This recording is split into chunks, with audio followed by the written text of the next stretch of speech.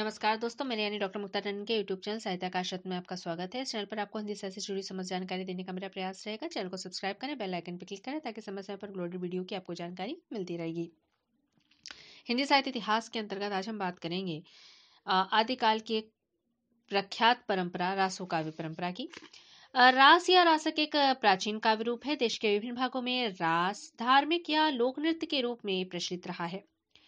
उत्तर भारत में ये रासलीला के नाम से जाना जाता है। गुजरात में यही गरबा के नाम से जाना जाता है। मणिपुर में राखाल रास है, तो बंगाल में यही काठी नृत्य के रूप में अपनी जड़ें आज भी जमाए हुए है। रसोत्पद्यते यस्मात् सह रासा, अर्थात जिससे रस उत्पन्न होता है वही रास है। श्रीमद् भागवत के रास पंचाध्यायी प्रसंग में श्री कृष्ण की रासलीला का जो वर्णन हुआ है, उससे रास की बहुत ख्याति हुई। पंडित गौरी शंकर हीराचंद ओझा कहते हैं कि मैं रासो शब्द की उत्पत्ति संस्कृत के रास शब्द से मानता हूँ, जिसका अर्थ विलास भी होता है। विलास शब्द चरित इतिहास के अर्थ में भी प्रचलित है, जैसे जय विलास, भीम विलास आदि ऐतिहासिक ग्रंथ प्रसिद्ध भी हुए हैं। और प्राचीन गुजराती भाषा में कई राजाओं के इतिवृत्त भी रास नाम से ही प्रसिद्ध हैं। उदय सिंह ने रासों की उत्पत्ति संस्कृत के रास या रास धातु से मानी है और इसका अर्थ गूंजने के अर्थ में लिया है, और ये भी माना है कि इसमें उल्लास और उत्साह की भावना रहती है।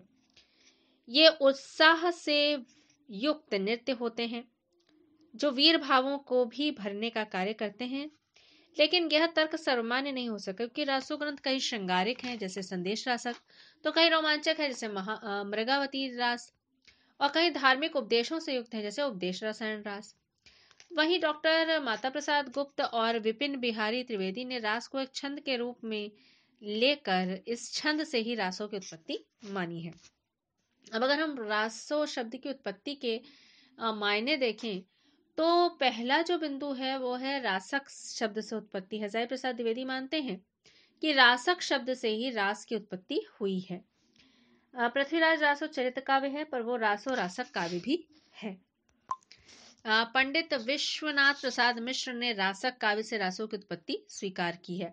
उनके शब्दों में रासक से प्राकृत में रासौ, रासय होते होते ब्रज में ये रासो शब्द बना। खड़ी बोली में ये रासा है और अर्धमागधी तक आते आते रास हो गया। रासो शब्द भी ऐसे ही व्युत्पन्न हुआ है।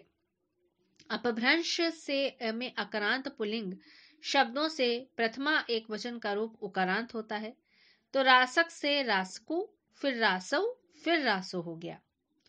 मोहनलाल विष्णुलाल पांड्या के अनुसार हिंदी रासो शब्द का संबंध संस्कृत के रास या रासक शब्द से है। जैसे संस्कृत भाषा में रासक शब्द क्रीड़ा ध्वनि, श्रृंखला विलास, गर्जन, नृत्य और कोलाहल आदि के अर्थ में प्रयोग होता है। रासक के काव्य या दृश्य काव्यों के अर्थ में परम प्रसिद्ध है। डॉक्टर ग्रियर्सन ने राजादेश शब्द से इसकी उत्पत्ति मानी है और माना है कि मारवाड़ में रासों का एक नाम रायसौ भी चलता है। यदि वह शुद्ध नहीं है तो राजादेश से रायसौ की उत्पत्ति होनी चाहिए, क्योंकि आदेश का अर्थ आयुष होता है, किंतु आलोचकों ने इसे स्वीकार नहीं किया। गार्सा दत्तासी ने राजसूय से इसकी उत्पत्ति मानी है कि संयुक्ता स्वयंवर के प्रसंग में राजसूय यज्ञ का उल्लेख देखते हुए उससे उत्पत्ति मानने का अनुमान लगाया, लेकिन यह भी मान्य नहीं हो सका।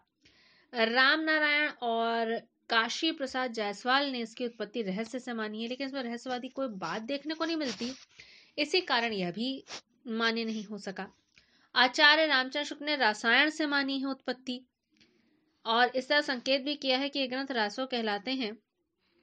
कुछ लोग इस शब्द का संबंध रहस्य से बतलाते हैं, लेकिन बीसल देव रासो में काव्य का अर्थ रासायन शब्द बार बार आया है, अतः हमारी समझ से इसी रसायन शब्द से होते होते रासो हो गया, लेकिन यह भी तर्क उतना मान्य नहीं है। पंडित हरप्रसाद शास्त्री ने रासो की उत्पत्ति राजयश से मानी है, लेकिन यह भी सफल नहीं हो सका।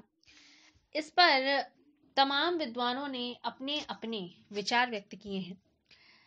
गणपति चंद्र गुप्त का विचार इस श्रेणी में थोड़ा महत्वपूर्ण हो जाता है, क्योंकि वो उस समस्या के ऊपर प्रकाश डालते हुए कहते हैं कि रासक काव्य विशेष प्रकार के नृत्य और अभिनय आदि के लिए लिखे जाते थे, अतः उसमें छंद वैविध्य का ध्यान रखा जाता था। इस बात का निर्देश एक और 9वीं शताब्दी 10वीं शताब्दी के आर्यों ने और दूसरी तरफ 12वीं शताब्दी के कवि अब्दुल रहमान ने भी दिया है। वही जगदीश चंद्र त्रिपाठी कहते हैं, जैसे हिंदी शब्द सागर में इसका अर्थ दिया है कि किसी राजा का पद्य में जीवन चरित्र, विशेषता व जीवन चरित्र जिसमें अनेक युद्धों का उसकी वीरता का वर्णन हो, जैसे पृथ्वीराज रासो, खुमाण रासो, हमीर रासो। प्रायः लोग रासो नामधारी समस्त ग्रंथों को वीर गाथा घोषित कर लेते हैं, जबकि बीसल देव रासो को शुक्ल जी ने वीर गाथा नहीं माना है। अतः रासो शब्द वीर गाथाओं का सूचक न होकर रसपूर्ण चरित्र काव्यों का सूचक है। यह परिभाषा बहुत हद तक सही घोषित की जा सकती है कि रासो शब्द वीर गाथा का सूचक नहीं है, बल्कि रसपूर्ण चरित्र काव्यों का सूचक है, जिसमें वीरता भी आ जाती है, इसमें श्रृंगार भी आ जाता है और जिसमें भक्ति रस का संपादन भी हो सकता है। वस्तुतः रासो ग्रंथ की दो परंपराएं विकसित हुई, गीत नृत्य परक और छंद वैविध्य परक। तो इसके अंतर्गत जब हम बात करते हैं तो उपदेश रसायन रास, बुद्धि रास, जीव दया रास, बीसल देव रास ये गीत नृत्य परक परंपरा के द्योतक हैं। वहीं संदेश रासक, पृथ्वीराज रासो, खुमार रासो ये छंद वैविध्य परक धारा के ग्रंथ कहे जाते हैं।